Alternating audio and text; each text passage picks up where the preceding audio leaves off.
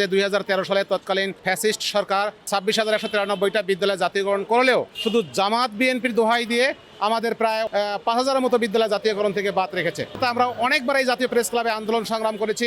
আমরা পুলিশের বুটের লাথি খেয়েছি, এমনকি আমাদের উপর গরম পানিও নিক্ষেপ করা হয়েছিল। আমাদের অনেক শিক্ষক কিন্তু আহত হয়েছিল এবং আমরা তারপরে কিন্তু মাননীয় প্রধান উপদেষ্টার অন্তর্বর্তী সরকারের যে প্রধান উপদেষ্টা তার এপিএস স্যারের সাথে আমরা সাক্ষাৎ করতে পেরেছি এবং এপিএস স্যার মাননীয় প্রধান উপদেষ্টার নির্দেশক্রমে আমাদের একটা চিঠিও কিন্তু করেছেন মাননীয় প্রধান উপদেষ্টার কার্যালয় থেকে। এরপর আমরা মন্ত্রণালয় সচিবদের সাথে দেখা করেছি।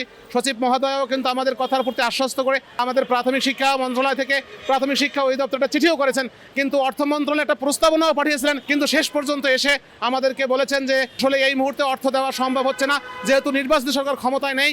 তাই যদি নির্বাচিত সরকার ক্ষমতায় আসলে তাহলে আপনাদের জন্য একটা কিছু আমরা করতে পারবো, এর আগে আমাদের সম্ভব না। আমরা অনেক চেষ্টা করেছি আপনাদের জন্য, আসলে আমরা পারি নাই। আপনারা একটু অপেক্ষা করেন, যদি নির্বাচিত সরকার ক্ষমতায় আসে তাহলে আপনাদের জন্য আমরা অন্ততপক্ষে বেতন ভাতার ব্যবস্থা করতে পারবো। তাই ধারাবাহিকতায় যখন নির্বাচন হলো, নতুন সরকার আসলো, বিএনপি সরকার ক্ষমতায় আসলো, আমরা এরপরে এই জাতীয় প্রেস ক্লাবের সামনে গত 19 তারিখে বরাবরের মতো আবারও আমরা আন্দোলন কর্মসূচি ডাক দিয়েছি এবং এখান থেকে প্রশাসনের মাধ্যমে আমরা সচিবালয়ে প্রবেশ করেছি। মাননীয় মন্ত্রী মহোদয়ের সাথে সাক্ষাৎ করেছি। মন্ত্রী মহোদয় আমাদেরকে অত্যন্ত আন্তরিকতার সাথে রিসিভ করেছেন এবং আমাদের স্মারকলিপিটা তিনি গ্রহণ করেছেন এবং মাননীয় মন্ত্রী আমাদের স্মারকলিপিটা সচিব মহোদয়ের কাছে প্রেরণ করেছেন এবং সেখানে তিনি রিকমেন্ড করেছেন এবং বলেছেন দ্রুত ব্যবস্থা গ্রহণ করার জন্য। সচিব মহোদয়ের সাথে আমরা গত পরশুদিন সাক্ষাৎ করেছি। সচিব মহোদয় বলেছেন আমরা এই ব্যাপারে মন্ত্রীর সাথে আবারও বসে আপনাদের বিষয় নিয়ে একটা চিন্তা চেতনা আমরা করব। তাই ধারাবাহিকতা আজকেও আমরা মাননীয় মন্ত্রীর সাথে সাক্ষাৎ করেছি। মাননীয় মন্ত্রী আমাদের কিছু ইনস্ট্রাকশন দিয়েছেন, কিছু ফর্মুলা দিয়েছেন, ওই মোতাবেক আমরা কাজ করেছি। কিছু তথ্য উপত্য বা আমাদের আগের যে ডকুমেন্টগুলো সেগুলো তাকে দেখিয়েছি এবং জমা দিয়েছি। তারই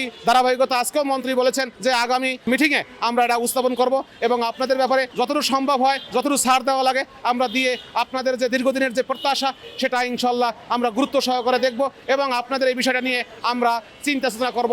আগের সরকার কি করে গেছে না করেছে সেটা আমাদের ভাবার অবকাশ নেই, আমরা কি করতে পারি না পারি সেটা আপনারা দেখবেন। এজন্য তিনি আমাদেরকে আশ্বস্ত। আজকে তার সাথে সাক্ষাৎ করে আমরা এই নিউজটা পেয়েছি। আমরা অত্যন্ত খুশি যে তাদের এই সরকারের প্রতি বিশ্বাস। তারা যেহেতু আমাদের কথাগুলো মনোযোগ দিয়ে শুনেছেন, আগের সরকারের যে মন্ত্রী ছিলেন তারা আমাদের কথাগুলো গুরুত্ব দিয়ে শুনে, কিন্তু বর্তমান সরকার আসার পর যতটুকু গুরুত্ব দিয়ে শুনেছেন আমরা আসলেই আশাবাদী যে আশা করি আগামী কয়েকদিনের মধ্যে আমাদের মন্ত্রী মহোদয় অবশ্যই একটা মিটিংয়ের মাধ্যমে সচিব মহোদয়ের সমন্বয়ে একটা যৌথ মিটিংয়ের মাধ্যমে অবশ্যই আমাদের বিষয়টা চূড়ান্ত নিষ্পত্তি দেবেন বলে আমরা মনে প্রাণে বিশ্বাস করি।